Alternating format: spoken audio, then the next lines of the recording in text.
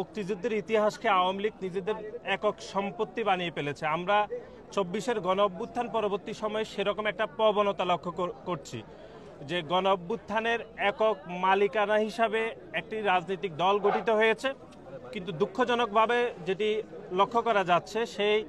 রাজনৈতিক দলটি শুধুমাত্র গণ অভ্যুত্থানের স্পিরিটকে ধারণ করে তারা রাজনৈতিক দল গঠন করলেও তারা শুধুমাত্র একটি নির্দিষ্ট শ্রেণীর গোষ্ঠীতে আবদ্ধ হয়েছে। আপনারা দেখেছেন যে নতুন যে রাজনৈতিক দল গঠিত হয়েছে সে রাজনৈতিক দলের অভিষেক অনুষ্ঠান এবং তাদের যে ইফতার পার্টি হয়েছিল সেখানে বাংলাদেশের যে গণ অভ্যুত্থানের যে আইকনিক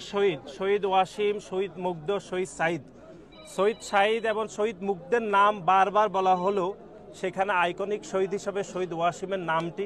বাদ দেওয়া হয়েছে খুবই উদ্দেশ্যপ্রণোদিতভাবে, যে সে বাংলাদেশ জাতীয়তাবাদী ছাত্রদলের আমাদের একজন নেতা ছিলেন। সুতরাং গণ অভ্যুত্থানের যে মালিকানা দাবি করে যে রাজনৈতিক দল গঠিত হয়েছে তারাও ২৪-এর গণ অভ্যুত্থানের যে ইতিহাসকে তারা কিন্তু বিনষ্ট করছে। যেরকম আমরা দেখেছি যে মহান মুক্তিযুদ্ধের পরবর্তী সময়ে আওয়ামী লীগ ইতিহাসকে তারাও এরকম একপেশে করেছে। আমরা আজকের এই দিনে আমরা মনে করছি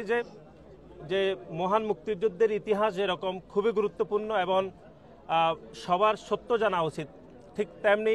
২৪-এর গণ অভ্যুত্থানের প্রত্যেকটি প্লট অথবা এর ব্যাকগ্রাউন্ডে যে ঘটনাগুলো সেটিও দেশবাসীকে জানানো উচিত এবং সেই ঘটনা কোনোভাবে একপেশে হওয়া উচিত না। আমরা দেখেছি নতুন যে রাজনৈতিক দল গঠিত হয়েছে সেই রাজনৈতিক দলের